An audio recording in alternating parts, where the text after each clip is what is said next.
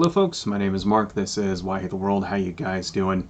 So in 2011, I made a video called People Who Piss Me Off, Libertarians.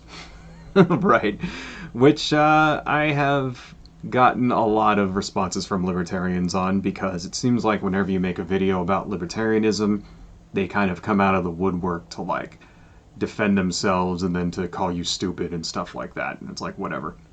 You know, I'd probably be a lot more successful on YouTube if I made more videos about libertarians and how they're dumb. Anyway, so, yeah, you know, throughout the years, I would occasionally get, you know, people trying to refute my video, blah, blah, blah. And then in 2018, about 2 years ago, I got another response from a couple of guys named Back Alley Philosophy. So, I just want to kind of show you what these guys look like. Alright, so this here is Back Alley Philosophy, right? And it's these two guys, one of them, you know, they have these cartoon avatars, and one of them is, I guess this is a lizard or something, dressed up in like a monk's robe or a Jedi robe, and I don't know what's with his face. He's got some kind of weird facial tattoo or some shit, you know, like he's fucking, you know, an earthbender or something, I don't even know. And then this guy over here is like discount rip-off Star Fox. Seriously, like, that's what he is, like a space wolf guy, like, kind of furry or whatever. I don't know what's going on with that, but anyway, they made this half-hour long-ass video calling me an idiot and all this stuff, and it's like, whatever. You know, generally, I don't really give a shit when people, like, make responses to my stuff, and I don't really care. That's not what my channel's about. You know, my channel is about me expressing my opinion, and you can agree or disagree, and if you don't like it, that's good on you, you know. Feel free to disagree. It's a free country. But, you know, I never really responded to these guys for that reason. It's like, whatever, you know, they can think what they want to. And, but occasionally I'll get messages from that channel, people commenting on it, calling me an idiot, stuff like that. And there was another guy named Philosopossum who responded on that video and wanted me to respond to him. So, okay, well, you know, if you want me to, then I will respond. So, anyway, another thing before we start here, this guy Philosopossum used my video in his video response. So that's what I'm going to do back here. I'm going to be, you know, talking and making comments over his video, and that's fair use. So I don't want to hear any bullshit about any copyright strikes or any crap like that, Philosopossum, because I did not make any strikes against you. So if you do that to me, then that's dirty and underhanded. So please don't do that. I am, you know, only doing the same thing that you did yourself. So anyway, let's get a move on here. So this is, let me just make myself small and put myself in the corner. There we go. And let's turn on my left monitor. Okay. And this is Philosopossum versus Why I Hate the World. People who piss me off, libertarians. But his video is called People Who Piss Me Off, Authoritarians, because I must be an authoritarian if I think libertarianism is bullshit. I guess there's no middle ground. You know, it's all black and white, right? I guess so. Now let's see. Let's go ahead and start off here.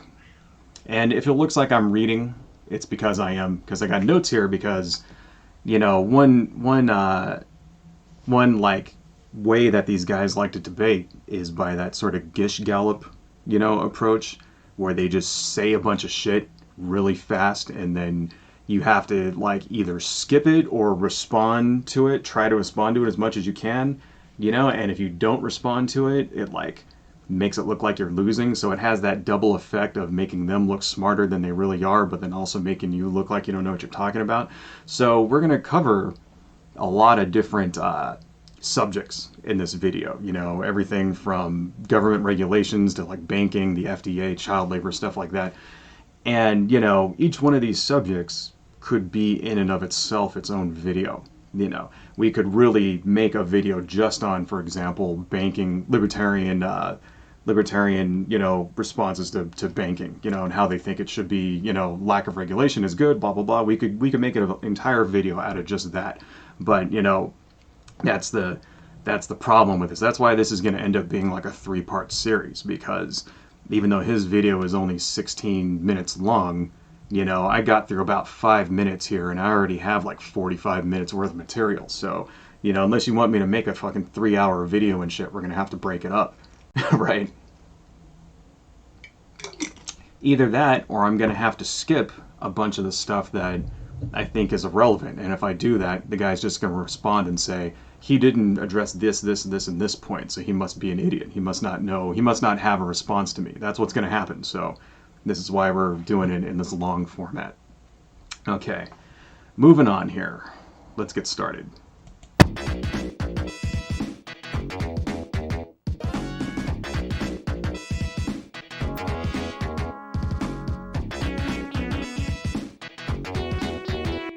Like that music, by the way, man. It sounds kind of like the Toe Jam and Earl soundtrack, you know?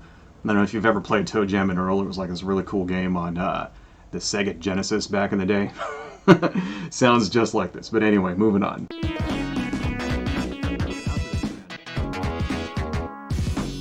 Libertarians are like normal right-wingers, but more crazy.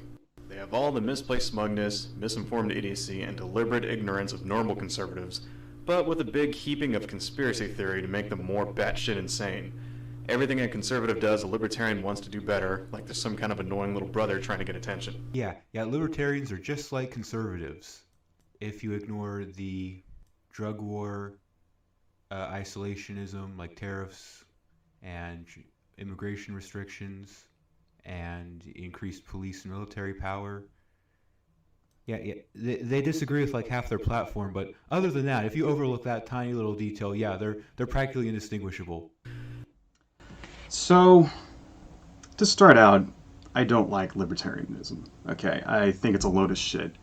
And the reason why I think it's a load of shit is because it's formulated nearly always to support the positions of big businesses and corporations over everybody else. And that's kind of a theme that you're going to see through a lot of what we're going to talk about today, is that it's just over and over and over again, the libertarian position is to like provide intellectual cover for big businesses, for corporations, in order to allow them to pollute, to pay people low wages, to not have regulations for food safety, for their product safety, stuff like that. That's what all of it amounts to, right? Everything from environmental policy to child labor. You know, it's a philosophy that's designed to give cover for these people as they fuck over the bottom 99%. So, but however, you know, they're not a unified block. So libertarianism, of course, is a range of thought, you know, and like all, I mean, and it's not just the political party that I'm talking about, but, you know, just the libertarian political philosophy, right? And like all philosophies that fall under a large umbrella like that, there's usually a lot of different, you know, there's a range of different opinions and a range of thought there. There's, you know, conservative libertarians who are nearly indistinguishable from conservative Republicans almost, you know, there's more liberal libertarians who believe in things like, you know, who actually do believe in things like abortion or abortion rights or drug rights or, you know, or anti-war, that kind of thing. But so it's not a unified block at all. But there is a very large overlap with the conservative right, you know, with conservative beliefs. And that kind of underpins a lot of what you see in libertarian thought, you know, preference for a smaller government, for example, adherence to supply side economics for the most part, support for the Second Amendment, stuff like that. Those are all things that they share, you know, with conservatives, you know, conservative Republicans, right? And so how similar are they exactly, right?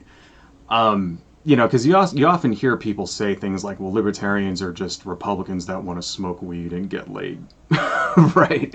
So how similar are they? Well, we actually have here, let's see, I've got a study here, not that one. Here we go. So this is from the Cato Institute, results from the 2016 Post-Libertarianism versus Conservatism Debate Survey, right? And I'll put the links to all of this stuff down in the bottom so you guys can see it. But basically, this is a survey that they did, between libertarians and Republicans to see where they match up and where they don't match up, right? And thankfully for us, this is very easy to read. It has lots of big graphs and stuff that translate well to a video, right? And you see here, this table, how concerned are you about the following issues, right? So this graph here kind of tells you how much conservatives and libertarians match and what they differ on. So you got here conservative, blue, libertarian, yellow. Okay.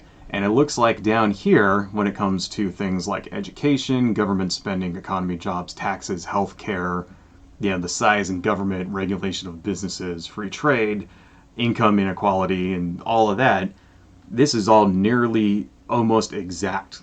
You see my mouse down here, see where this line is? It matches up almost exactly. And then when you start getting into social issues, it gets a little bit different. It starts to diverge on education. Drug use, for some reason, is like almost exactly the same. Immigration, then over here, these are the more social issues. Immigration, morality in society, terrorism, the environment, racial inequality, drug prohibition, right, stuff like that, the criminal justice. It starts to kind of diverge a little here, right? So that's pretty much, how well do they match? Well, it looks like about pretty much on half of the issues, all of the issues having to do with government, the economy, jobs, economics, that kind of thing, they match pretty freaking close, right? And it's only when you get into social issues that they tend to split off. The one big difference being here, terrorism, national security. Over here, this is like where they really diverge. You can kind of see that line is just like bam, right? And then also government domestic surveillance. Conservatives actually support surveillance.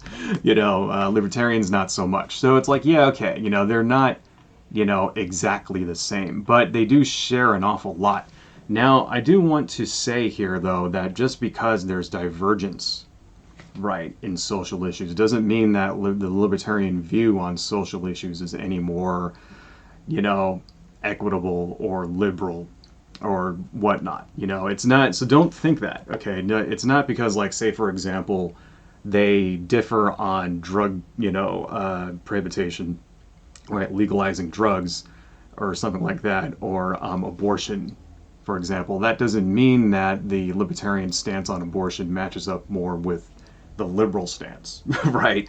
It may have, similarity of outcome, but not for the right reason, not for the same reason, Like another example that I wanted to bring up here was the environment. The environment, they're actually kind of sort of close almost, but there is some divergence, but that doesn't mean that the libertarian, stances and on environmental issues are closer to, say, liberal stances. That's not true at all, Libertarians, for example, don't believe in stricter pollution regulations, at all. No. They actually tend to believe more that you can use litigation to, and property rights to stop pollution. And that, for example, that's a solution that really doesn't pan out very much in the real world. It's kind of unworkable, right? And, we can get into that if you want, right? But anyway, like I said, this is another subject that we can make a whole video about. So that's kind of what I meant when I said in my original video that, libertarians are kind of like the little pissant little brother to conservatives, right? Because oftentimes the libertarian stance goes above and beyond what the conservative stance is on any given issue, So, for example, let's turn these guys off. Fuck those guys. So, for example, using the environment as an example, right? Libertarians, conservatives will believe in a very small amount of regulation, and generally conservative thought is that, corporations and companies and things would be, better if they regulated themselves, which is complete bullshit and unworkable and does not give the desired outcomes that we want, that the desired outcomes being a balance between a clean environment and, productive, factory or whatnot, right? But oftentimes the libertarian stance will go way further. They'll say something like, well, we just don't want any regulations whatsoever, get rid of it completely, and then we'll just allow the corporation to pollute all they want, and we'll just rely on market forces to control that. People just won't do business with them if, like, say for example, you're a Coca-Cola, cola bottling company, and your fucking factory is like poisoning a river. People will just stop buying Coke, and then that'll stop that factory from polluting, right? And it's like, kind of doesn't really work in the real world. It's like, well, no, we'll get into this a little more later on, but that solution is bullshit, you know. So that's the thing. It's like, conservatives want to cut regulations, libertarians want to abolish regulatory bodies completely. Conservatives want to cut taxes, libertarians want to abolish taxes, and they want to make them voluntary, right? Which would be abolishing them. So that's what I'm talking about when I say, it's like one step further, where like you take the unworkable, ridiculous, conservative policy and you push it one step further into complete wacky land. That's where the libertarian stance is, right? So, and to be honest, I'm not really so sold on libertarians being socially liberal either. I mean, in 1980, the protections for gays and lesbians were deleted from the Libertarian Party platform because you got Charles Koch in there, right? Like, basically, at the very beginning, if you went back to like the 60s and the early 70s, the libertarian platform was a lot more egalitarian than it is today, and that was because you had the influences of people like Ayn Rand, who were like, pro-abortion, stuff like that. There was a lot of objectivism there in the beginning, right? And as time went on, you started to get influence from conservative Republicans and stuff like that, invading the, Libertarian Party, using it, basically twisting it around and using it for their own ends. People like Charles Koch, Koch brothers, that kind of thing, right? So that, Ron Paul is another example, right? Basically Ron Paul is stanchly, he's anti-abortion, he's against LGBT rights, and he has history of playing, footsie with racists and white supremacists. And then, like his newsletters. I don't know if you remember, but back in the 80s, Ron Paul had these newsletters where, it's like fucking basically like the KKK wrote them. It's ridiculous. I'll put a link to them. You can find these online, and then you can read them himself. And of course, the excuse is like, oh, well, Ron Paul didn't actually write those newsletters. It's like his fucking name is on them. If your name is on it, you're responsible for what's in the goddamn newsletter. You should know what's in it. Okay, so that's another thing. It's like, don't give me this fucking excuse that he didn't know. And then you get guys who are like just straight up white supremacist wackos, like fucking Augustus Sol Invictus. I don't know if you know who this guy is. He's just, this fucking crazy white supremacist piece of shit. And that guy ran for Senate on the Libertarian Party ticket in Florida. Okay, so it's not like this is just some, crazed wacko nutbag, like, putting signs and shit on his front lawn or whatever. It's like this dude is actually running running for the Senate in Florida on the Libertarian ticket. So it's like, why is that? Why are there so many like racists and white supremacists in the fucking Libertarian Party? I don't know. I guess it's like, extreme beliefs attracts extreme people, I suppose, and yet it is unfair to categorize all libertarians because of the actions of a few. So I'm not going to do that. I just think it's worth throwing out there. It's worth throwing, and it's evidence that libertarians as a whole, the actual people who follow this shit, who believe in it, are not as, socially liberal as everybody thinks. There's one thing if you're going to take the official, philosophy, like you're going to take the philosophy that like people like Murray Rothbard write out or whatever, right? And then, or if you're going to take the official, like, Libertarian Party platform and stuff like that, that's another thing. But that doesn't really tell you what the actual people who vote libertarian or who believe in libertarian ideals actually think. And in order to get that, you have to kind of dig a little deeper. You have to check polls like this. You have to go to, read the comment sections on articles and videos, and, go to forums and subreddits, libertarian subreddits, and actually read through what the people who comment and who identify as libertarians actually fucking believe. And you're going to find a lot of that doesn't actually mesh with the official Libertarian Party platform. I mean, it's kind of like, it's really no secret that a large portion of the libertarian electorate, I guess you would call them, they oppose federal laws in regards to things like sexism and discrimination and abortion and all of that, because they want those things to be controlled at the state level, right? So that they can ban it in their state. That's actually really, that's the real agenda. I mean, if you really look and see what people actually believe and what they really want, the people who call themselves libertarian, that's what it is. It doesn't really have much to do with any kind of philosophy about the greatest, amount of freedom per person or whatever the fuck it is. I don't know. Libertarians want to cut out social programs. Not cut out, fund voluntarily. There's nothing saying libertarians are against charity. You can help the poor and support social programs not at gunpoint. So, here's one other thing, okay? Me, myself personally, I don't really have much in the way of a solid political philosophy that I follow, okay?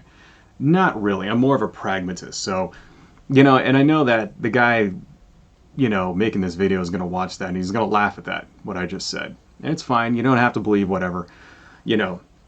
Me personally, it comes down to the practical effects of what a policy has on the lives of real people. That's what I care about. So I don't really care about, if someone's liberal or conservative or progressive or libertarian or what they believe or what they've said in the past, right? I care about what the policy that they propose right now, how is that going to make people's lives? How is it going to affect their lives? Is it going to make their lives better? Is it going to make it worse? Is it going to help them? Is it going to fuck them up? Okay, that's what I believe. So let's take a look at what that guy actually just said right now. We're not selfish. We just want it to be voluntary.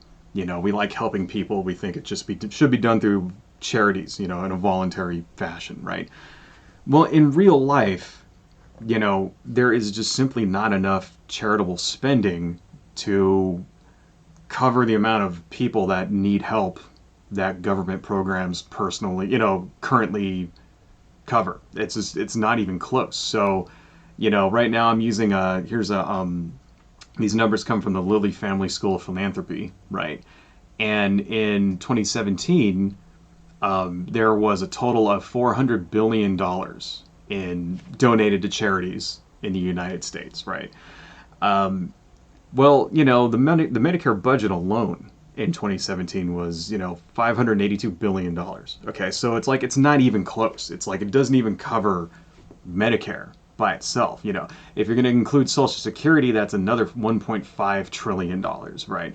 And that's not counting, other assisted living programs like SNAP or food stamps or unemployment insurance or so on. It's not even close. We would have to give 8 times the amount of money that we currently do in order to cover just what's being covered by, government programs right now that you pay through taxes. Okay, so it's that's not a workable solution. Okay, if it was a workable solution, I'd be behind it. All right, because I don't like the idea of paying taxes either. Paying taxes sucks. Nobody likes paying taxes. That's another thing that they always say, you like taxes so much, how come you don't voluntarily give them? Nobody likes paying taxes, okay? We all agree in that regard. Taxes fucking are bullshit, all right? But you need them in order to have a functioning society, okay? Part of having a functioning society is having a social safety net so that the people who aren't you, right, who aren't able to go out and work, okay, for whatever reason, right, are protected, And why? Because you want to have a society where you don't have fucking beggars in the streets. That's why, okay? That's a healthy society, all right? That's how it used to be back in the day. You couldn't work then. Your ass was outside with a tin cup, begging people to fucking, feed you so maybe you might not starve to death that night, right? Who wants to live in a world like that? Okay, it's no, man. We have enough wealth in the country, right? We've always had enough wealth, actually always ever, in order to take care of everybody. Okay, since pretty much there's been the idea of wealth, we've always had, there's always been enough economic activity to ensure that everybody has, just the smallest modicum of their basic needs met. You don't have to have a giant mansion for everybody and shit like that. It's all you really, food, shelter, right, education, that's it, really. That's all you really need to provide for people in order to have a society that doesn't fucking suck, right? Right now, we're not even doing that shit.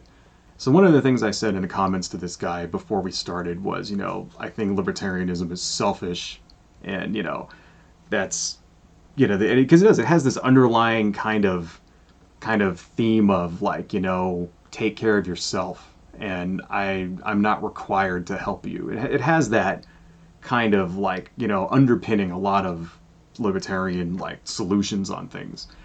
And if you're, so if that's your knee-jerk reaction when I mention social programs, that I shouldn't have to pay for these other people, they should have to take care of themselves. So if that's your reaction, then that's the selfishness that I was talking about. And if you want to be selfish, then just be fucking selfish. But don't try to create this elaborate like fucking political philosophy that you can fucking hide behind, so that it somehow screams you so that you don't have to feel bad about being a dick. Just be a fucking dick.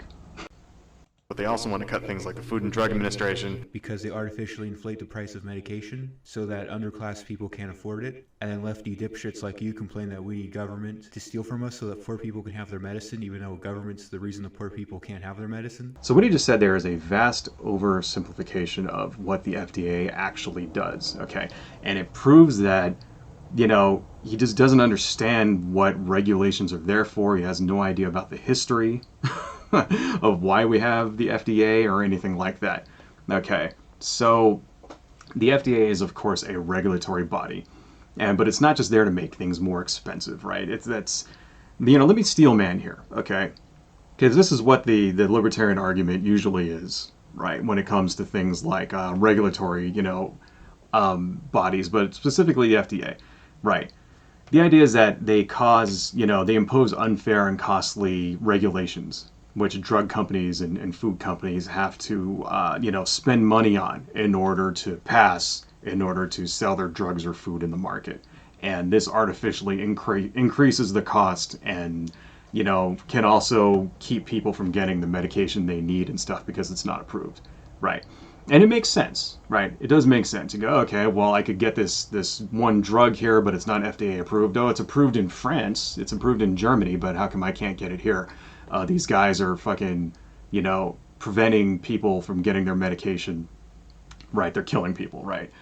But in real life, it's really not that simple, because this view, it like shows a lack of understanding of what the FDA actually does and why we fucking have it, because it used to be back in the 19th century when we didn't have any regulations regarding food or medicine at all, any kind of wacko fucking flim-flam, scam artist guy could just cook up some weird-ass concoction and claim that it cured whatever the fuck he wanted, That's why we got the term snake oil salesman back then, because guys used to go around, hucksters and scam artists and carpetbaggers and shit, would go around with their fucking stupid, like, ridiculous miracle tonics, made out of, like, all kinds of weird shit, like snake venom and turpentine and, like, fucking formaldehyde and all this other like ridiculous like poisonous toxic shit, and they would go town to town and hawk this stuff saying that it cured everything under the sun, everything from fucking impotence to arthritis to baldness to the fucking plague or whatever, because you didn't have any regulatory bodies back then. There was no requirement for testing. Okay, anybody could say any kind of shit they wanted. So people would buy this ridiculous toxic shit and it would make all their hair fall out or kill them or whatever. And then the fucking dude would just, hop back in his like, trailer, his fucking carriage, horse-drawn carriage and shit, and be in another town before anybody knew what happened, right? That's what it was like. That was what medicine was like before we had the FDA, okay? And that's what the FDA is there for. It's to make sure that there's proper testing for your medication so that when you get a medication, not only does it do what it's supposed to do, right, what it claims to do on the label, right, but it also doesn't fuck you up and kill you. That's what the FDA is there for, okay? So let's go for a more modern day example, because we're all here in COVID-19 land and shit, right? Everybody's at home fucking hunkering down, hoping they don't get sick and die. And we have our president, Donald Trump, go on the TV, right? And he tells people to try this medication called hydroxychloroquine to treat the fucking coronavirus, right?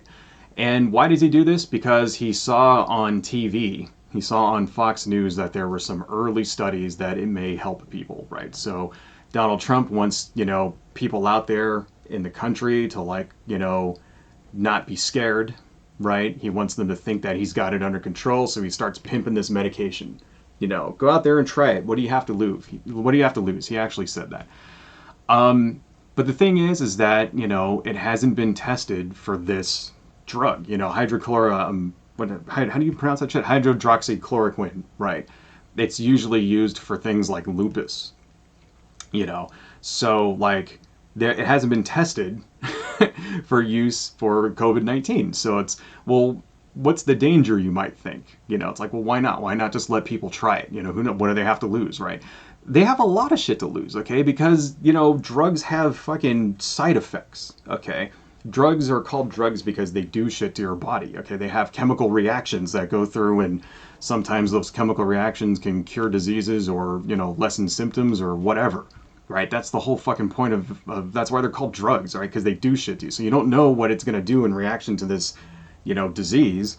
You don't know what and it just so turns out that this particular drug can cause heart complications, okay? So then there was a study in Brazil, right, which I'll put a link to the thing down here, where it turns out that they had to stop the study because they were giving people mega doses of this drug, and they kept dying. And it was like, after they stopped it early because, after the 10th guy died during this fucking study, they realized, oh, it didn't help. And now it's come out just in the last couple of days that there wasn't another FDA trial, and they found out that it doesn't actually do shit to stop the COVID-19, okay? So that's why we have the FDA, to make sure that drugs don't kill you and they do what they're supposed to fucking do, all right? So you go, well, how come, we just don't allow, companies to just test their own shit? Because you can't trust them to test their own shit, because corporations are not there to help you. They're there to make money. So that's another thing that libertarians don't understand, okay? Why do you think corporations exist? They're not there to provide services or goods or whatever. They're there to make money, all right? And a drug company is there to make money. And if they spend $5 million, researching this drug, and they have a good drug that they think what it is, they want to get it out there and they want to sell it. So they want to apply it to as many different uses as they can, right? And if it just so happens that, that this particular drug has some kind of weird ass side effect or whatever, then, they'll just cover that shit up, because you can't trust you can't trust people who are have the profit motive, right, to do what's in the best interest of the public, because they're not looking at the best interest of the public. They're looking at the best interest of their bank account, okay? Okay, food is included, right, because the same thing that happened with drugs used to happen with food, right? The exact same shit, used to be back in the Victorian era. Bakers would cut their bread with things like fucking chalk, right, stuff like that, and you'd get bread that wasn't even made with real fucking flour in it and had no actual nutritional value to it.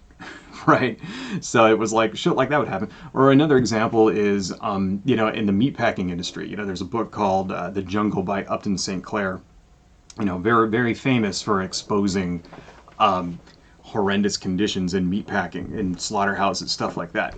And that book is actually fiction, right? But a lot of what it describes turned out to be true.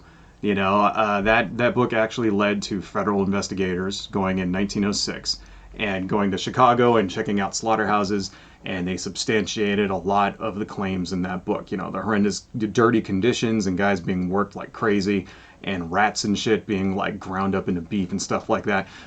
Pretty much the only claim that they weren't able to substantiate was the claim that human beings would occasionally fall into the grinders and get ground up and sold as beef. Apparently that didn't really happen, and because of that, that was that's what led to the first federal beef inspectors, right? To make sure people weren't dying of fucking spoiled, rotten fucking beef that's just ground up in a hamburger and sold as grade A, right? So the same thing, if you think this is just shit that happened back then, the same thing happens today in, all over the country, right? Things like baby spinach gets recalled constantly because of salmonella. I mean, that happened in 2019 several times, right? you know. And the thing is that, I'll put a list, because I have a nice list of all food recalls, and it'll surprise you like how many there actually are. But the thing is like, for example, that Dole recalling baby spinach in 2019 because of salmonella. That wasn't because of an internal company test. That was because of a random test conducted by the Michigan Department of Agriculture. So it's like, so if you're saying that, a corporation or a company can police themselves, or we don't need to do these tests, it's like, well, no, man, because we do, because we keep finding it. Okay, because these tests happen constantly. It's like pretty much every single month there's like some kind of food recall one way, one place or another, right? And here's the thing: is that you're going to hear from the libertarian guy, right? Because this is usually the standard canned libertarian response. Well, a lot of these people are desperate, when it comes to medication, right? And they're desperate, they're dying, they need help. So why not let them use the experimental medication? What do they have to lose? Like we were talking about with COVID-19. And it's because the general public is not supposed to be used as guinea pigs for untested drugs. That's why. I mean, it's fine and dandy if you yourself personally want to take that risk. But society is not all about you, Allowing people to use untested and potentially dangerous medicines and stuff like that, that puts thousands of people at risk, and it's irresponsible, right? And one of the roles of the government is to ensure the general welfare, right? It says that, to ensure the general welfare of the United States. I mean, that's what government is there for, to protect people, right? And part of that is making sure food is pure and doesn't have like rotten meat or rat parts or ground up nails in it or whatever, and medicine doesn't kill you, it doesn't make your fucking heart explode, right? And medicine says it does what it fucking says it's supposed to do, and it doesn't poison you, and it doesn't rip you off, right? That's part of the fucking mandate, and that's what the FDA does, okay? But don't take my word for it. Okay, because here's the thing, you are free to do whatever you want, to imbibe any kind of substance you want. And just because the FDA says you can't have it, go get it. I don't care. Be my guest, right? Go ahead and try the weird ass unproven fucking alternative medicines and shit that you want, Go ahead and waste your time and your money with things like, holistic, medicines, or things like fucking colloidal silver. All right. In fact, you know what? I want to kind of show you, because I like pointing this out. And I've actually mentioned this in several of my live streams. And I think it's because, it bears repeating, because this is like actual, proof, right, that not following the science, not doing proper testing can lead to detrimental results, okay? This guy right here, this is U.S. Senate candidate Stan Jones in September 23rd, 2002. He ran on the Libertarian ticket, right? So look at him. His skin is blue here. Why does his skin have that weird kind of grayish blue color? Because he took a substance called colloidal silver. Right, so, if you don't know what colloidal silver is, it's basically what they had back in the day before they developed antibiotics. And it's very popular among, fringe far-right groups. People like anti-vaxxers and stuff like that, right? Because, they used to take it way back in the day, right? But here's the thing, colloidal silver is banned by the FDA. You're not supposed to, be able to buy and drink this shit, so people are like, making their own concoctions of it, and that's what it does to your skin. If you drink too much of it, the silver salts build up in your body, you get this weird-ass fucking skin pigmentation, I think it's called agrippia, something like that, and it can lead to health complications later on, And just I want to throw this out here, it's like, this is, this guy is an actual libertarian candidate. He ran for the Senate, right? And just another, as a side note here, Stan Jones was opposed to abortion and same-sex marriage and believed in the New World Order conspiracy theories. So I just thought I'd throw that out there. I mean, I know that doesn't mean that it applies to all libertarians, obviously, of course not. Just want to make, mention that. Okay. So anyway, let's see here. Let's move on. Department of Education. If the Department of Education actually worked, I wouldn't be making this video right now. Ha ha ha. Yeah, well, it always surprises me how libertarians are always so arrogant, so full of themselves, but then also so, like, claiming a victimhood at the same time. You know what I mean? Anyway, but you probably would have learned a lot of the shit that I'm telling you if the Department of Education actually worked in this country. Unless you're Canadian or some shit, in which case you should probably know anyway, because their education system is better than ours. But let's move on. The fact that you don't know all of this shit is testament that our education system is fucked up. Department of Agriculture Artificially inflates the price of food. No, seriously, that's literally all they do. Google Wickard versus Filburn. to name it. So that is like pretty much the only time in this whole response that the guy actually cited a source. Now, that of course, and they artificially inflate the price of food, is also another vast oversimplification of what they really do. Okay, what they really do is subsidize farmers. Okay, so you've often probably heard about this. Okay, well, the Department of Agriculture gives a subsidy to a farmer to not grow food, right? So you have farmers laying around doing nothing, getting paid, right? Well, why do they do that? Why do they do that? The reason they do it is to keep prices stable. See, because it's not about having low prices, right? It's about having stable prices, So we have stable markets, and that's why we have farm subsidies, right? Because that's why they pay the farmers not to grow food, so that way, they'll grow less of it, so it keeps the price stable, because we have overcapacity in the country, all right? We have industrialized farming that could grow 5 times the amount of food we really need, right? And well, what happens if you have way more than what the demand is for any given commodity? The price goes down, okay? That's what happens. So you grow too much wheat, the price of wheat goes down, right? They buy the wheat, and the farmer's not making enough money to actually like sustain his farm anymore. So in order to keep that price stable and to keep it from fluctuating depending on how much supply there is, right, they subsidize farmers. Okay, and that's been pretty successful over the past, 50, 60 years, right? We haven't had wild fluctuations in prices of farm goods like we used to back at the, in the 18 fucking 80s and 90s and the turn of the 20th century before we had farm subsidies. A lot of what these regulators do is in the interest of promoting a stable society, but that idea is foreign to libertarians because libertarians don't give a shit about society because it's all about themselves. It's a selfish ideology that attracts selfish people, right? A few. It's one thing to want to cut government spending on social programs because it goes against your political views. We don't want to cut them because they go against our political views. We want to cut them because we believe you have the right to spend the money that you earn however you decide. Yeah, that's bullshit. Okay, that's a bullshit excuse, right? The real reason is because they don't want to pay taxes. Okay, that's pretty much all of the libertarian thought when it comes to government, it comes to economics, employment, shit like that, focuses around the idea that rich people should not have to pay taxes. And that's what I meant when I said earlier in the video that it's just a screen to give intellectual cover for fucking the upper 1%, because that's exactly what it's all about. Here's the thing about these programs, right?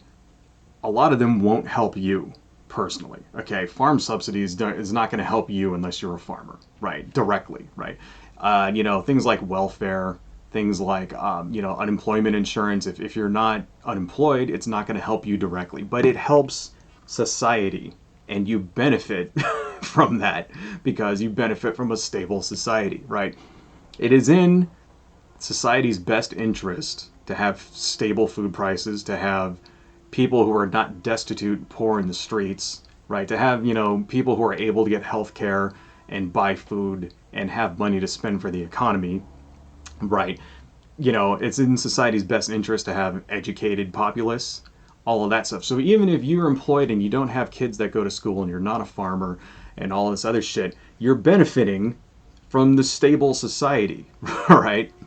That's what it is. But libertarians don't believe in that shit because it's all about them. It's all about them themselves. They don't give a fuck about anybody else. They don't believe in the social, contract. Yeah, they don't think that they're responsible for the welfare of anyone else ever. Everybody should take care of themselves, and if you can't do it, too fucking bad.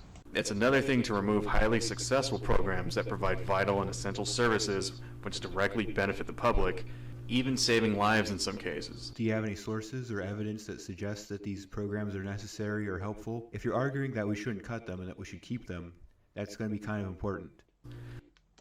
Yeah, well, good source for, say, Social Security would be the National Academy of Social Insurance, right? This is one that I found that's actually pretty nice. It's got a lot of really good articles with some stats and stuff like that. Fun fact, in 1934, before Social Security, over half of seniors were poor in the country. Today, that number is 10%. So I'd say that's pretty successful. Another stat about Medicare, 17.8% of Americans are covered by Medicare. That also includes people who are under the age of 65, disability payments, right? And so the standard canned libertarian response to whenever you talk about Social Security in particular is that, well, they can manage their money better. That's probably the, one thing that they'll say. That's one answer that I get over and over again. It's like, well, I don't need the government investing my money. I would do better if I got that Social Security money myself and then invested it myself. I want to be in control of it. I make better choices. Yeah, well, that might be great, once again, for you. Okay, you might be like a superstar hedge fund manager guy who like knows the stock market inside and out and can like turn $10 into $1 million. But not everybody else is like that, okay? Not everybody has the smarts, the time, or the training in order to manage a fucking stock portfolio, right? And for the vast number of Americans, it's like, the people who actually work for a living out here in the country, knowing that you'll have that bit of money when you retire, so that you don't have to work every single day until you fucking drop dead, is very comforting to people. It's good to know that when I turn 65, right, that I'm not going to be like schlubbing away in a fucking McDonald's somewhere scrubbing a toilet if I don't have to. I'll actually have a little bit of cash, and maybe I might have to work part-time or once in a while, but it'll be because I want to, not because I have to, right? That's good to know. People didn't have that shit back in the day, all right? And that's why, that's why 50% of people over the age of 65 were fucking poor, destitute back in the 30s. That's exact, so if your goal is to reduce the number of poor people who are seniors, Social Security is definitely a very successful program. Medicare is also a pretty successful program too, because we live in a country that doesn't have it doesn't have universal health care. Okay, we live in a country where if you can't afford health insurance, then you don't get health care, right? Because the cost of health care is prohibitively expensive without insurance, even with insurance sometimes. And if you're someone who's disabled to the point where you can't work, and if you don't have any family to take care of you, anything like that, then you're shit up creek, you're up fucking shit creek. A story comes to mind, right? And I'll find this and I'll put it in the link down here. But a story comes to mind of a guy who was a paraplegic from the neck down, couldn't move, and how hospitals kept just like transferring this guy all around to different places because he didn't have insurance, because he was like homeless. And in Los Angeles, they actually dumped him on Skid Row. Like, the guys, they basically put him in a wheelchair, just left him out on the street, the end. And this dude was like crawling on the ground, using his neck and shit to like, crawl on the ground, crying, with a fucking diaper on and shit. Right? I'm going to find that and I'm going to put it down so that you can read. That's what happens to people who can't make money in the United States, all right? That kind of people like that are what Medicare is for. And if your goal is to take care of people like that, right, then, people who don't have other people to take care of them, right, your charity isn't fucking doing it. Charity wasn't helping that guy. That guy should have been on Medicare, okay? So anyway, moving on. So then I do want to show you one thing here before we move on here. This wording here, right, apparently libertarians are against fire departments, is something that he superimposed on my video, right? I didn't originally put that. So why did I, why did I put that in the video here? Why did I put that cartoon of a guy like, you know, refusing fire service, right? Because that actually happened. Okay. You know, remember this video was from 2011, right? Well, here's a story from 2010 about firefighters who let a home burn down. Okay. This is, I will put this in the link too, from NBC News. No pay, no spray, firefighters let home burn. What's the story? Because this was big in the news back then. And that's why I made a reference to it in that video. So in rural Tennessee, right, there's a $75 service charge, which was a fee that the fire department down there paid, you know, charged you, and you had the option of not paying this fee. And if you didn't pay the fee, they wouldn't put out your fire. That was the risk, right? Lo and behold, this guy, you know, decides he's not going to fucking pay it. Then his fucking house catches on fire, right? So the fire department shows up. They find that he didn't pay the fee, and guess what? They let his house burn down. Okay. That's basically what happens when you have privatized services like that, okay? If you had a privatized fire department, a privatized, you know, police department, right? Privatized medicine, okay? You don't pay, you don't get the service, all right? That's what happens when you turn essential services into a commodity. This is what fucking happens, right? And the reason, you know, that cartoon was like, you know, against that, because that's a very, you know, that's something that libertarians have kind of said. And, you know, I encourage you all to kind of go and look up this story and look at the, you know, what the libertarians were saying when this actually happened. And a lot of these guys were, you know, in support, right, of, you know, using market forces to fight fires. In fact, I have another thing here from lp.org. You see if I can find this here. Let me find this lp.org. Market forces are better at fighting fires. Let me open my link here. Okay. This is from, come on, load, you piece of shit. Market forces are better than feds at fighting fires. You know, basically this is from, you know, lp.org, the Libertarian, the party of principle, right? And talking about the Woosley fire in Calabasas and shit like that, you know, that kind of hits a little bit home because that's, you know, that affected where my fucking house, the Woosley fire, you know, and yeah, basically talking about how it's cheaper and all that stuff to have, like, you know, privatized fire services, and it's like, well, if that's what you want, if you want people's houses burning down because they can't afford it, that's what'll happen. This the thing about essential services, right? The reason why they should be socialized, I guess you would say, is because everybody benefits from them, right? And because we depend on them to protect everyone, because it's not just, you know, once again, it's not just your house, okay? If you have your own fire suppression system on your house, and that's great, you don't want to pay for the fire department, then fine, that's great. But everybody else doesn't have that, okay? And I know this because I fucking 2 years now, every fucking year there's a gigantic wildfire right where I live. You know, 2018 I had to fucking evacuate. That shit was scary, all right? You know, and you depend on these guys to protect your house because you can't do it, okay? You can't stop a forest fire by your fucking self. It's not possible, all right?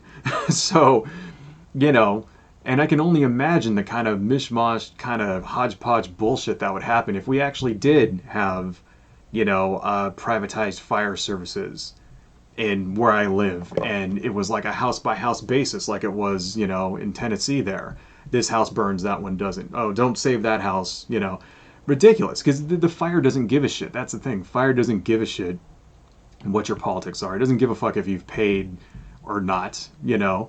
And it'll spread house to house, you know, regardless of who the fuck you are or what you paid for, what you believe. And it's in, you know, once again, it's in the public's best interest to protect everybody, right? And if you don't think that it's going to protect you directly, then you're an idiot, because it will, because the house burning right next door to yours is going to catch your house on fire. That's the whole fucking point of spreading out the cost, and, you know, spreading out the cost and ultimately the risk among everybody. Okay? Anyhow, and I just don't, and I don't understand why libertarians don't fucking get that. You know. Anyway, moving on.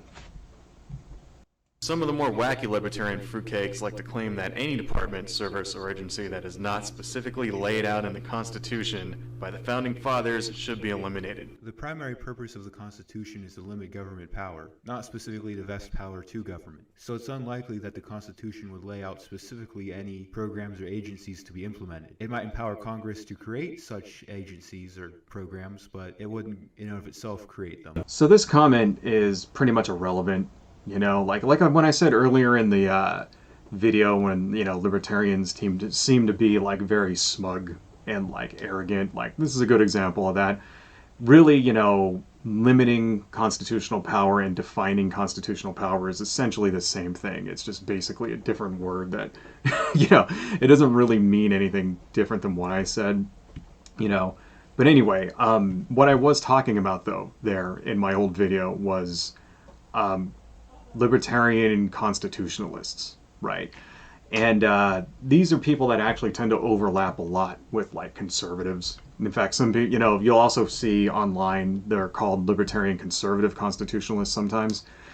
And people like this, you know, it's like I guess Ron Paul and Rand Paul, Ludwig von Mises, Milton Friedman, stuff like that.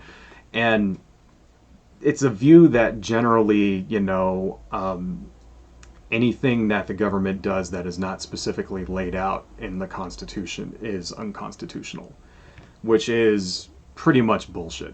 Okay, that's what I meant when I said that, you know, any program or department that's not specifically laid out in the Constitution is unconstitutional. That's an actual strain of libertarian thought, you know, libertarian conservative constitutionalists, right? And it gets taken to ridiculous lengths sometimes. Like, you know, there's a lot of anti-tax, you know, wackery, you know, woo, I guess is what you call it, in libertarian circles, right? And you'll often hear of the sort of like conspiracy theory that income tax is unconstitutional, right? Because it wasn't ratified by blah, blah, blah, blah, blah, or whatever, you know. That's where this comes from. It comes from the you know, constitutionalists who are going through and basically trying to find excuses as to why they don't have to pay taxes, right? So, but you got to keep in mind, okay, when you just said that, you are criticizing the view of libertarian constitutionalists in relation to these programs. Not my view. My view is that the Constitution is a living document that changes, the meaning changes over time, and it should adapt to modern life, and if it doesn't, then it doesn't fucking mean anything, right? And it should be, you know, ratified or even abandoned and replaced with something better. That's my view, right? I'm not the one going in and saying that, you know, get rid of the FDA because it's not in Article 3, Section 5 of the Constitution or whatever the fuck, right? So anyway, but something to keep in mind is that amendments to the Constitution are also part of the Constitution. So if there's an amendment in there that gives, you know, Congress the power to do these things like the Commerce Clause, for example, and that amendment was ratified by both houses and signed into law by the president and upheld by the Supreme Court, guess what? Part of the Constitution. So anyway, like I said, this part is irrelevant, and we probably could have skipped this one, but I just wanted to point that out there, you know, because it's just like a little comment there to try to make me look stupid when in real life what I'm saying is perfectly fucking valid. Anyway. Yet these dipshits never seem to apply that morsel of idiocy towards any law enforcement departments, like the FBI, the CIA, the ATF, and so on. Where does this guy get the idea that libertarians don't criticize law enforcement? Of course we do. Whenever there's a news story about an innocent, unarmed person getting a snot beat out of them or even killed, we're some of the most vocal about it. Where do I get that idea? Because, you know, it's not so cut and dry, like I said. So that video was made in 2011, right? So it was really only a few years after the Bush administration, okay? And, you know, it just seemed like a lot of libertarians back there were pretty pro-war and pretty pro-police state, okay? Now, I get a lot of criticism for that point, for that particular, that point that I said right there, right? And I understand it because traditionally libertarians are anti-militarism. You know, they're anti-police state, they're anti, you know, governmental power, right? And the reason I said this is because, like I said, in real life, it doesn't really seem to be so much, you know. Um, and because during the time, you know, back in the Bush administration, back during the Iraq War, stuff like that, you know, there was a lot of support from libertarians, for example, for the Iraq War, for the Afghan War. You know, enough to where it created a little bit of a schism in libertarian circles. I want to show you this blog post here that I got here. Not that one. Let's see. This is from Econolog, right? Library of Economics and Liberty, which is you know, libertarian kind of leaning blog sort of thing, right? Organization. And you know, why did so many libertarians support the war? So I mean, the thing is that, you know, yeah, okay, traditionally libertarians are anti-war, but apparently a lot of them definitely were supporting it enough to where you have these sorts of discussions going on back then, right? Here's another one on Quora. Why are libertarians associated with the military if the military is authoritarian? Right? So, I mean, I'm not the first person to notice this shit. See, I don't care, right? Like I'm saying here, I don't really give a shit what the actual, you know, official position of the Libertarian Party is. Like I said before, I don't care. I don't care about that. I don't care about what some guy writes in a paper about what libertarians should believe. You know, I care about what does the rank and file actually believe, right? You know, go back to like, you know, 2001, 2002, in the 9/11 era, okay? And go, like I said, go to news articles and stuff, go to libertarian forums and blogs and that kind of thing, and read about what people were actually thinking. And you know, it wasn't as ideologically pure as you think. Okay, I mean, I'm not the only one to notice that a lot of libertarians seem to be ex-military.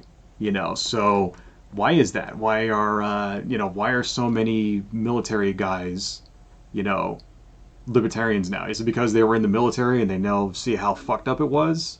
You know, I think it has a lot more to do with the culture myself. You know, that sort of southern macho man culture, you know, where you're gonna like go into the military to get training and shit like that, and chances are this is this crap they always believed in the first place. You know, it's no coincidence that there's a big overlap, right? That a lot of libertarians are very conservative, and they're also gun nuts, and they're also, you know, ex-military guys, and a lot of that translates into being pro-military. And they're always the same dudes that, you know, whenever, you know, you mention people like police shootings and stuff like that. Oh yeah, well, go back, look up Trayvon Martin, you know, right?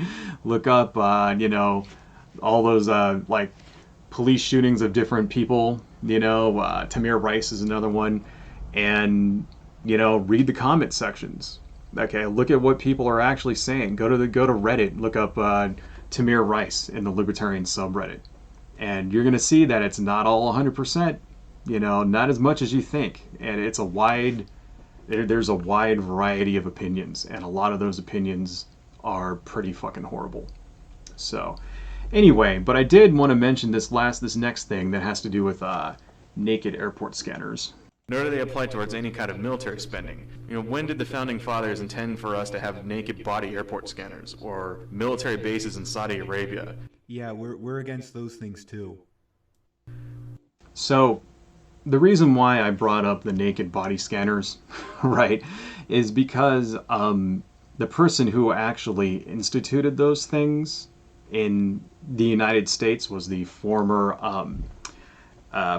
head of Homeland Security, and his name was Michael Chertoff, right? And he is a staunch libertarian. You know, he, in fact, he describes himself as that. And here's the thing. Okay, here's an article. Conservative audience laughs as former NSA chief refers to himself as unrelenting libertarian. All right, this is the guy, you know, Michael Chertoff, you know, self-described libertarian, who instituted the naked airport scanners at the airport that can, like, you know, see your dick and stuff like that.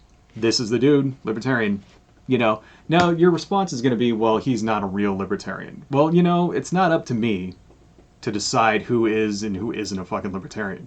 Okay? That's not up to us, It's like, that's basically, what do you call that? The no true Scotsman fallacy.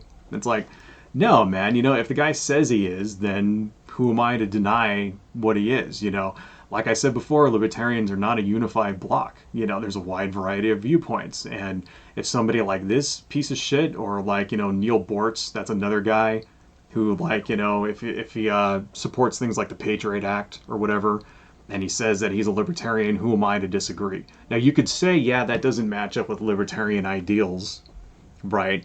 Well, according to you, it doesn't, but what makes your opinion any more better than his opinion? Not really much anything, You can claim to be ideologically pure all you fucking want, but what do the real people who actually believe this shit, who follow this stuff, actually believe? They're not so much different than this guy, all right? So, sorry, that's why I brought that up there. That's why that was there, because, the reason we fucking have those is because this guy, a libertarian, instituted that stuff. And then after he left Homeland Security, he went on to become a lobbyist, right, for a company called Rapiscan, who actually makes those. So, lo and behold, libertarian dude, a guy with libertarian beliefs, fucking, using government corruption and connections in order to self-profit off of the government. It's like, gee, I don't know, maybe you're right. Maybe if we just didn't have a government in the first place, this guy wouldn't be able to take advantage of it, huh? Yeah, okay, that's right. That makes sense. Anyway, moving on here. I can close some of these windows. We already got to that one. We'll come to that in a minute. Thus, it seems the libertarians share yet another trait with the conservatives because, like conservatives, they like to apply their standards and values only towards those things which they do not like. Thus, libertarians, like their conservative cousins, are hypocrites. Aside from the fact that libertarians and conservatives are not the same thing, the left is just as guilty of this too. They're against discrimination and for equality, but they advocate for affirmative action. They're against greed, but advocate for wealth redistribution. Libertarian... Yeah, first off, we already established that libertarians and conservatives overlap in a lot of ways, right?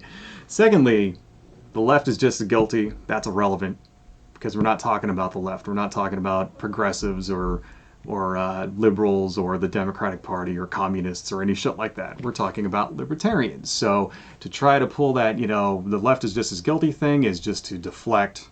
That's a red herring. It doesn't fucking matter. It's irrelevant. Third, affirmative action is not racist. No, it isn't. Okay, that's bullshit, all right?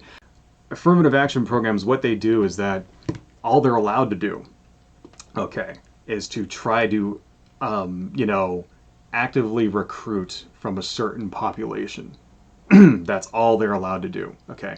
They're not allowed to institute onto the college, okay, you must have at least, every 100 students, you have to have at least 10 black ones and 5 Asians and 7, Latino ones. No, that's a quota system. That's illegal. Okay. Affirmative action program is like, well, try to recruit from this group. Okay, these are disaffected students who are, poor, and they just also happen to be of color, right? Go out, try to recruit those guys. Right, that's what it is. Okay, and it just so happened because that's they just happen to be poor and they happen to be of color, right? So it's not it's not a quota program, right? And here's the thing, okay, because I'm the first to admit that affirmative action is not perfect. All right, in a perfect world, you would not want to use race as any kind of determining factor at all, right? Because we're all supposed to be equal, right? But in real life, right, it just so happens that, the people of color are the ones who tend to also come from a very poor socioeconomic background.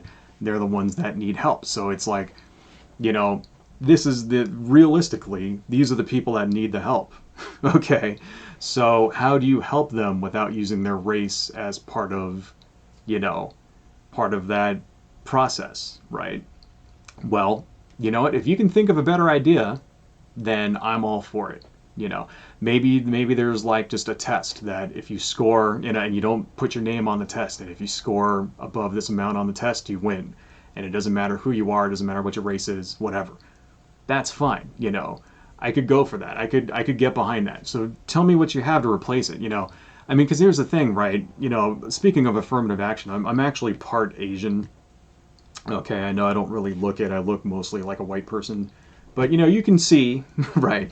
And there's a big, you know, there's a big pushback against affirmative action among Asians because they say it discriminates against them, you know, because it shuts them out.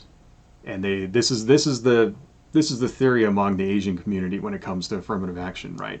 Well, this is you know, it's opening up slots for people who aren't qualified, and my kid is qualified, but he can't get in because this other guy got in instead of him.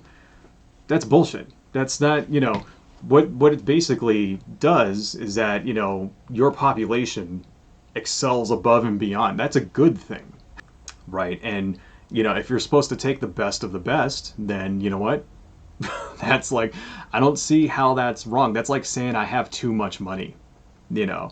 And, you know, yeah, maybe you don't get into the college that you want to go to, but you can still go to college. So I don't know, but I'm the first to say that it's not perfect. And if you can come up with a better solution, I'll be behind it. If you can come up with one, if you can come up with a solution that helps poor people of color go to college the same way that, you know, rich people who are white can go to college, then I'll be for it. Because if you're rich and you're, you know, let's not bullshit ourselves, okay?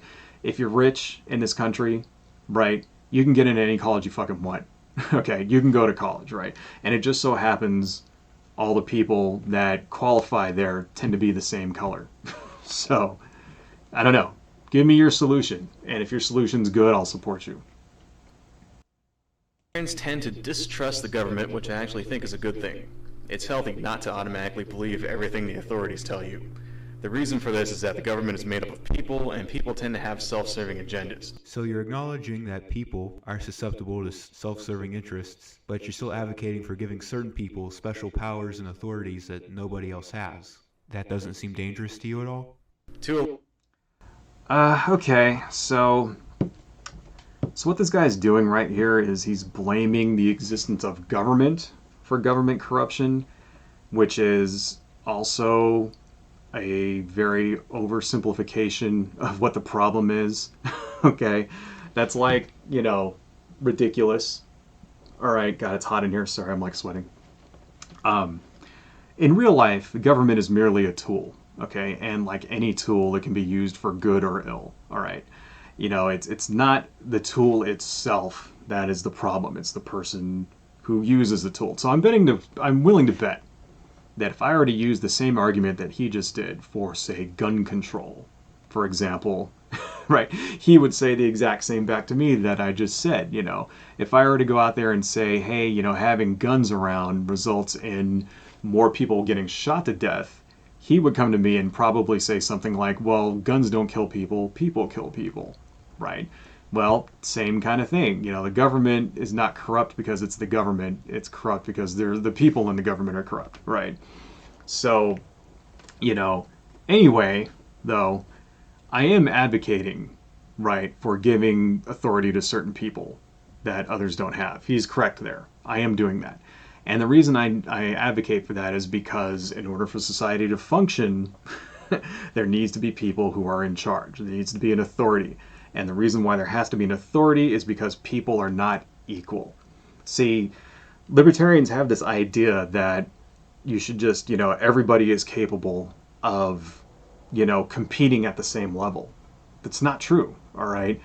People are not born equal, okay? Some people are smarter than others. Some people are, you know, have better physical attributes. They can run faster, they can climb faster. You know, some people can draw. I can draw. You know, I'm an artist and shit. Other people have natural music talent, whatever. We're not all equal. We don't come from an all equal playing field, and that's especially true when it comes to, you know, our socioeconomic backgrounds, right? Rich people are usually born rich, right? You know, someone who's poor was usually born poor. That's just how it fucking works. See, you yourself personally, you know, you might be like a nice, young, strong guy who's capable of working 40 hours a week, with a genius level IQ and, capable of defending yourself from criminals and stuff like that, and smart enough to avoid being ripped off, and also make good financial situations. But not everybody is like that. Not everybody is capable like that. The lady down the street, the old lady down the street can't stop a couple of fucking burglars breaking in her house, right? The boomer guy next door has no idea how technology works, and he doesn't know what a fucking 419 Nigerian scam is. Shit like that, not everybody is equal. So in order to level that playing field and ensure that people in society are protected, you need to give somebody, authority to enforce laws. And the only way you can really enforce laws is through the threat of violence. So there has to be somebody out there. And it's in society's best interest to have this, right? And, how do you prevent it from becoming, overwhelming, tyranny or whatever? Well, regulations. The police have regulations too. Okay. Seriously, so that's the thing. It's about, once again, it's not all about you. It's about having a stable society that works for everybody, and, policies that actually help people and not fuck them up. For a libertarian, though, the government is untrustworthy simply because they're the government. Mr. Strawman, give me a break. Yeah, nice try, but the actual reason we tend to distrust government is because the authority, power, and role in society that they have means that they're more susceptible than private sector entities to succumbing to their own self-interest. Oh my god. Okay, that is the stupidest fucking thing this guy has said so far. Okay, that is 100% pure grade A bullshit. Okay. I mean, the entire reason that private entities exist in the first place is to further their own self-interests. Alright, that is the whole reason why you form a corporation or a company or whatever. Is, why do you think they exist, right? Why do you think, for example, the power company exists? Is it to, give you power in your house, right? Or why do you think the airlines exist? So they can fly you around? That's bullshit, okay? They exist to make money, all right? That's the reason why they're there. That's why they exist, okay? To make money for the people who own them, all right? And if they could make money without giving you a goddamn thing, they would, okay? That's how... why do you think we have all of these regulations in the first place? Why do we think we have all these food and drug regulations that we're talking about, or antitrust laws, or laws against insider trading? Shit, holy fucking shit, it's ridiculous. I mean, have you ever heard of Enron, or WorldCom, or, Martin Shkreli? Remember that guy, the fucking pharma bro, that dude? Or Bernie Madoff? You ever heard of these fucking people? I mean, or the 2008 subprime fucking mortgage crisis. How many examples do you want exactly of private entities fucking being succumbing to their own self-interest? Because it happens constantly. I could give you 1,000 more. Those are just the ones I thought up right now, for crying out loud. I don't know. I don't understand this, man. If you really think that private entities are somehow less prone to corruption simply because they're, they don't have the force of law behind them, then you're a goddamn moron. Thus, a libertarian thinks the government always lies 100% of the time and is always out to fuck you over. However, this same philosophy extorts that private businesses and corporations never ever ever lie because it's in their best interest to be truthful, to maintain a good public image and make money. Libertarians don't believe that the government lies all the time, nor do we believe that private sector companies always tell the truth. These are both imperfect systems ran by imperfect humans. The question is, given what we know about economics and historical precedent, which system is more likely to be trustworthy? In the case of the private sector, there's a way to hold people responsible if they... Okay, so, which one is more likely to be trustworthy, is what he's asking. Given what we know about economics and historical precedent, which system is more likely to be trustworthy, the government or a private entity? Well, the answer to that is, given what we do know about historical precedent and economics, it's a system where private entities are strictly regulated in the public interest. That's the one that is more likely to be trustworthy. Okay. Now, the type and amount of regulation, we can argue about that. But saying that no regulations is better, simply, that's just not correct. We have the historical precedent for what a society looks like when there's not sufficient regulations. Okay. In fact, we had, the Gilded Age, back in the 1880s, 1890s, before we had, things like the Food and Drug Administration, for example. Okay. We know what life was like back then. We have records, we have proof. In fact, we have countries on this earth right now who don't have sufficient regulation in their industries. And, for example, China, right? You ever notice how all these weird ass diseases that we get every year, they all come out of China, right? The flu every fucking year, SARS, H1N1, goddamn COVID fucking 19. All of those things came out of China. Why is that? Why is that? Because they don't have sufficient regulations on their food. Okay? That's how all these diseases keep popping up, because they take animals and they put them in these wet markets. They don't have sufficient regulations in order to prevent filth and shit like that, and then diseases jump species, right? Shit, I could pull up 16 different stories right now about how the food in China is horrible, and how guys are taking paper and fucking making them into filling for fucking dim sum, and and shit, what else do you want? Lead inside of fucking the paint used in children's toys, for example, is another thing. Holy fucking shit. That's why you have people in China throwing themselves off the fucking roofs of buildings and stuff at the iPhone factory, right? That's what happens when you put, your trust in private enterprise with no sufficient regulatory oversight. You get China, all right? Holy fucking shit. It's like, this is just the most ignorant fucking thing that I don't even understand. In the case of the private sector, there's a way to hold people responsible if they lie or behave dishonestly. You can not do business with them. You can take their income from them. Government, on the other hand, you're forced to pay whether or not they tell the truth or provide a worthwhile service. So while both government and private sector may end up with some unsavory individuals, they're more likely to be held responsible in the private sector. Yeah, that's not necessarily true. That there, what he just said, is the standard libertarian response that I always hear from libertarians when you talk about this. A private entity, you could just choose to not do business with them, right? But not really, think about that. Okay, what's he saying? He's saying that, you can boycott a business, right? And their reputation will go bad, and then other people will stop, they'll see the boycott that you're doing, right? And the company will get a bad reputation, and then people will stop doing business with them.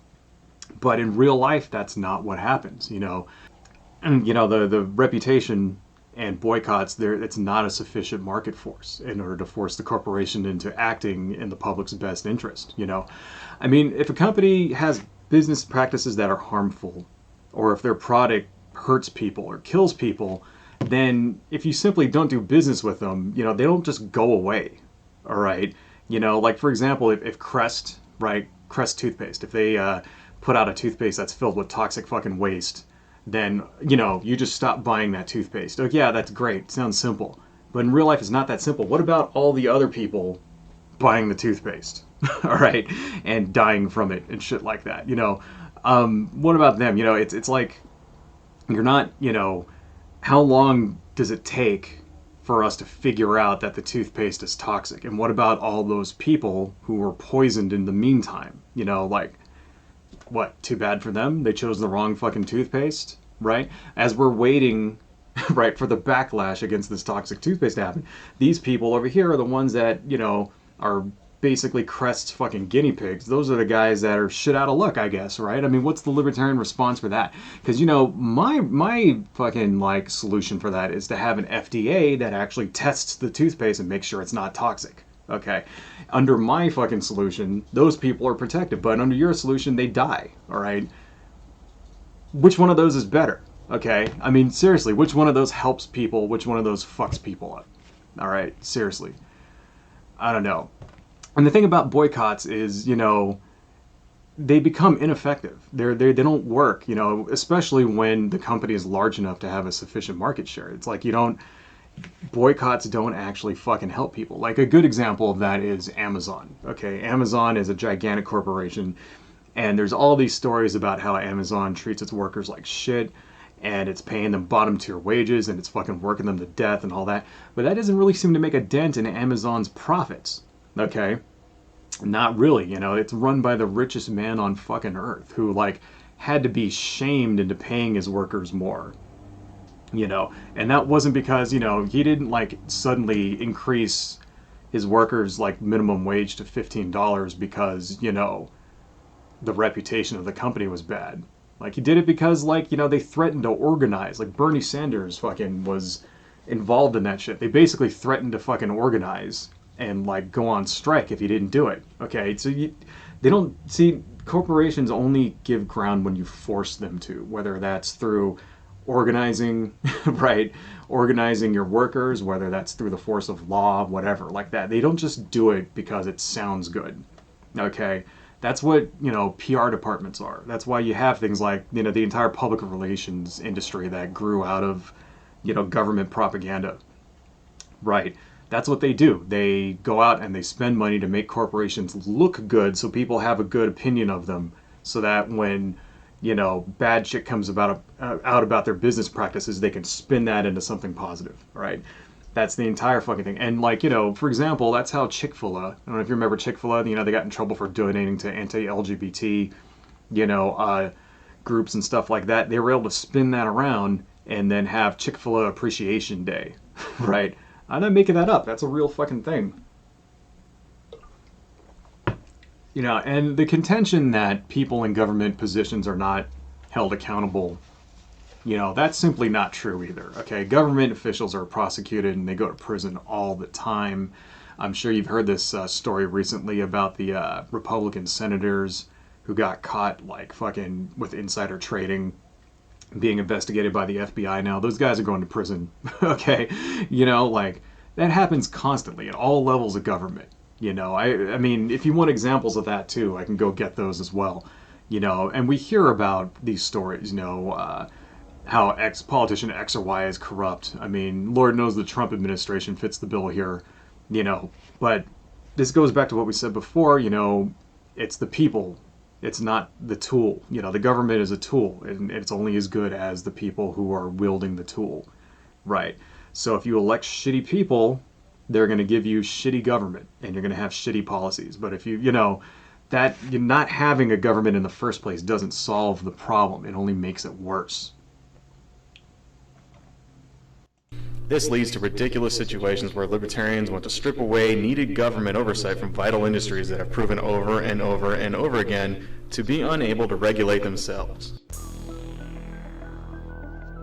I wonder where this guy is Regulators. Getting Regulate any stealing of his property. We're damn good, too. Can we maybe get some examples then? After all, if what you claim is true, with situations like this have happened repeatedly, it would be fair to assume you can give us at least one example of an industry that went horribly wrong due to lack of regulation. So, I actually have a list here, which I'll put down in the thing, but first thing that came to mind when you said that was the 2008 subprime mortgage crisis, right? Standard & Poor accepting bribes to give AAA credit ratings to junk security bundles. That came to mind. That led to a huge, gigantic, you know, securities bubble which burst and resulted in millions of people losing their jobs and homes, you know. That was also not the first time that happened, because something similar happened in the 80s with the savings and loan crisis. I don't know if you remember that. And virtually the same kind of bubble happened before that in the 1930s with the great, you know, the stock market crash in 1928. Right. And those are all because of lack of regulation allowed banks to take risks, you know, that they shouldn't have been taking, and the entire industry collapsed. So you want an example of an industry that collapsed over and over and over again because of lack of regulation? There you go. Banking and finance. So we've also been focusing on food and drugs a lot in this video. So a good example, right, of a drug that we can use is thalidomide. Thalidomide, right? So what is thalidomide? Well, it was a sedative that was originally marketed as a treatment for colds and flu and sickness, and it was sold in Europe.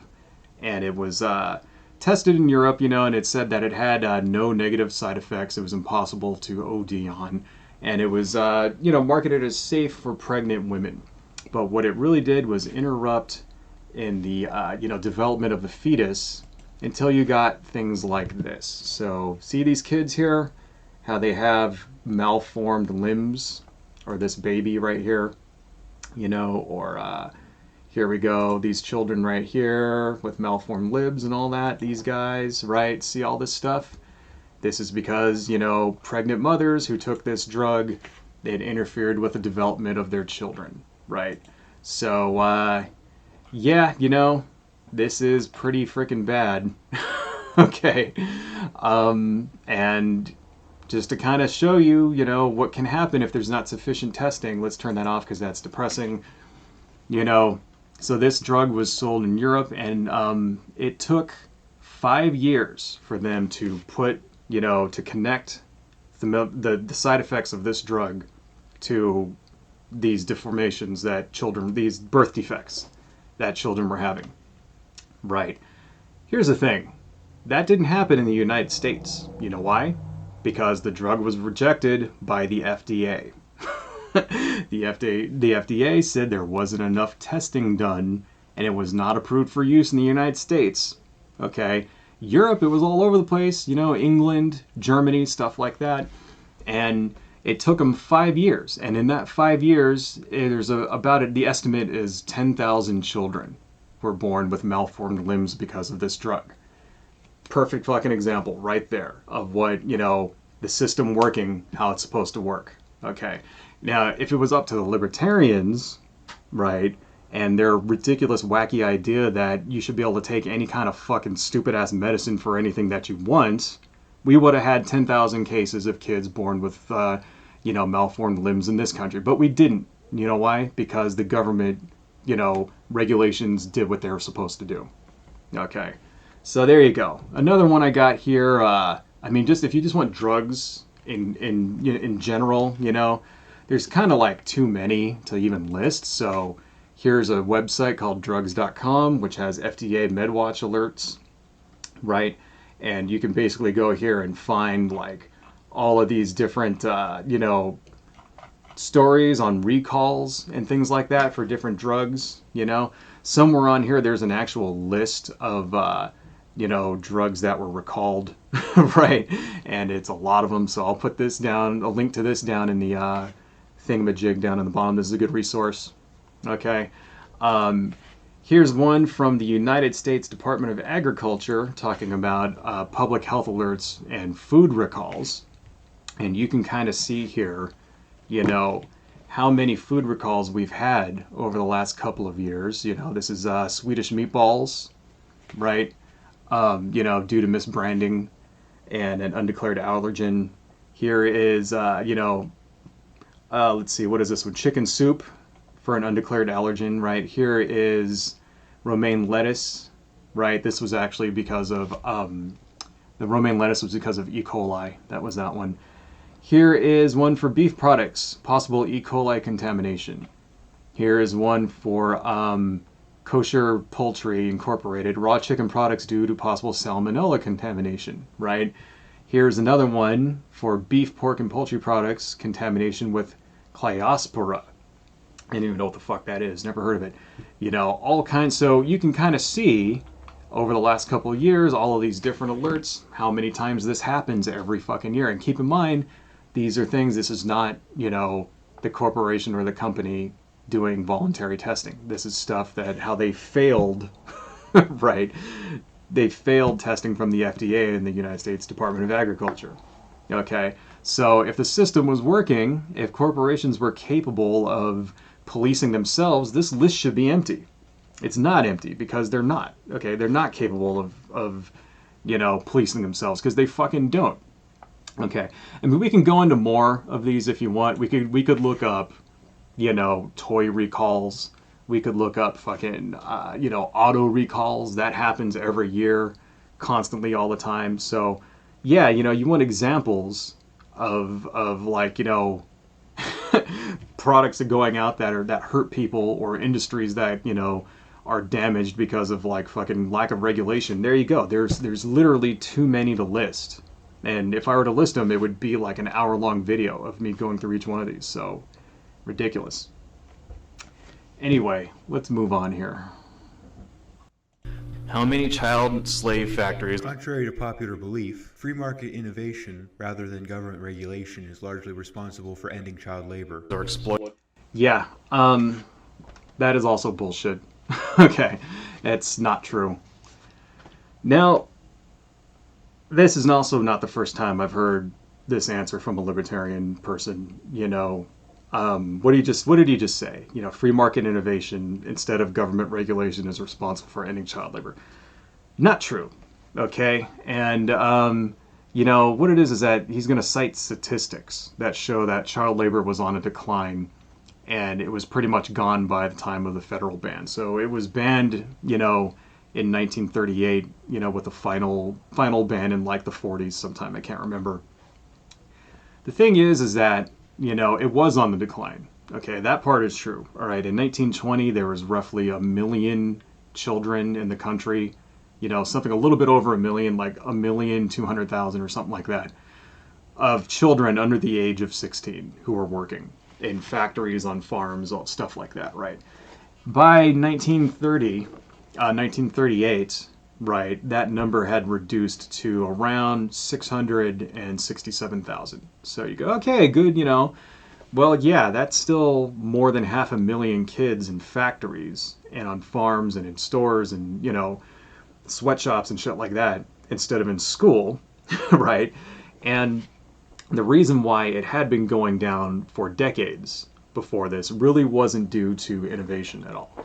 Not true at all. In fact, you know, a part of the thing was that factories would specifically hire small children because they could crawl into machines and they could reach, you know, parts of machines that adults were too big to get to in order to fix them, right?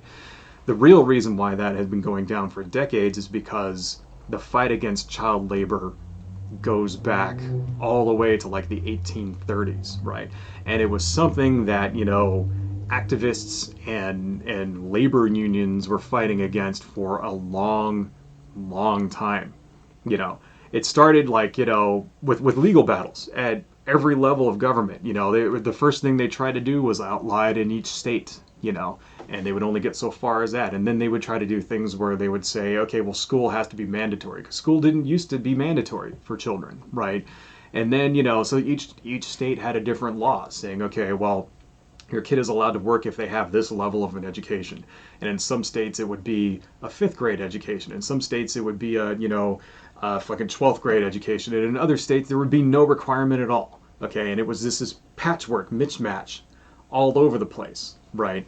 And of different states with different requirements. And so like one state, a kid who's 11 years old could work in a factory, and in another state it's illegal. It's like, it was all over the fucking place, right? And that didn't do anything to reduce the number of kids who were, you know, being used as labor. Okay. And oftentimes the children wouldn't even get paid. They would get room and board, right? You know, that happened. A lot of orphans, for example, would be forced into labor. You know, like if you were like an orphan, particularly, you would like, you know, often be sent off to fucking like work in a factory or some shit like that, because it was part of the American Puritan ideal that, you know, hard work is good for you, and you know, when you're a kid you should be able to, like, you know, have a productive childhood and shit. It was seen as good for kids, you know, good to have a productive childhood and not be an idle child, right? And you know, that's the thing, is that so just for years and years and years they fought against it. You know, and it turns out labor unions were really into this because, you know, their children were competition for adults. All right. So one of the early, you know, people who fought against child labor was Mary J. Harris Jones, which, if you don't know who she is, she was the inspiration for Mother Jones magazine, right? It was a very prominent labor union organizer back in the turn of the century, you know, and went out and tried to stop child labor. Right, try to organize them, you know, so that they can get better conditions and ultimately eliminate them completely, right? So, like I said before at the beginning of this, you know, these things we're talking about, this is a subject that really is outside of the scope of this video, and it could be a discussion in and of itself, you know. So if you're interested in learning the actual reason why child labor was reduced and eventually eliminated, you know, please read up on it. A good source is the U.S. Bureau of Labor Statistics. That's a good one. Another one is Child Labor Coalition. I'll put a link in the thing. You know, they have a nice timeline that shows efforts against child labor going back to 1832. You know, it's at stopchildlabor.org, right? And then, you know, also read up on the libertarian positions too. There's another one from the Cato Institute that I'll put a link to that says Case Against Child Labor Protections, you know. So, you know what, let me just go over here, because I think I'm going to end this, because this is already like fucking an hour long for now, right? But, you know, read up on their positions too. I'll put a link to this thing. It's basically, you know, the Cato Institute saying that, you know, child labor is necessary and shit like that because people are poor, and if they're not allowed to work in factories, they'll just become prostitutes and all this other blah, blah, blah bullshit, right? That has no basis in fucking reality, you know. But really, you know, ultimately, when it all comes down to this, you know, if you're interested in learning about this stuff, you have to take that extra step. You have to, you know, like I said before earlier, you have to look and see what the people who subscribe to this philosophy actually truly believe, you know. Examine the philosophy itself, examine what it stands for, think about the actual results and implications it would have for people in real society, not some made up fucking bullshit kind of libertarian fantasy utopia, but in actual real society. Think about how it would affect people, right? What would happen if, for example, you made all fire service, privatized? Right? What would actually happen if you got rid of all FDA, Food and Drug Administration guidelines and regulations, right? What would happen if you removed regulations on banking so that they can want to go out and spend and take, leverage their risk, 10, 20, 30, 40, 50 times. So when the whole thing fucking comes collapsing down, they lose all their money and there goes your savings, right? Because we actually have, all of these things I'm talking about, we actually have the historical precedent for all of them. One thing this guy said to me, it's like, oh, given what we know about, history and economics, yeah, exactly. Given what we know about history and economics, right, we can definitely, in my opinion, say that, libertarianism is a load of fucking bullshit, made up. It's like ridiculous, selfish bullshit made up by teenagers. And here's the thing, right? Okay, because I want to show you this last one before we end this. I want to show you one more thing, okay? We are only at 6 minutes in to this guy's video, so there's another 10 minutes left, right? And that's the thing, is it's like I said at the beginning, it's gish gallop. If they throw so much bullshit at you, and you'll notice that this guy didn't really back up very much of anything that he said with any real examples, any citations. He left one citation so far, and it's like, the thing is, if I don't address these points, then he's gonna spin it into making it look like I'm stupid, because that's the whole fucking point of this method of attack. Okay, so that's why this is taking so long.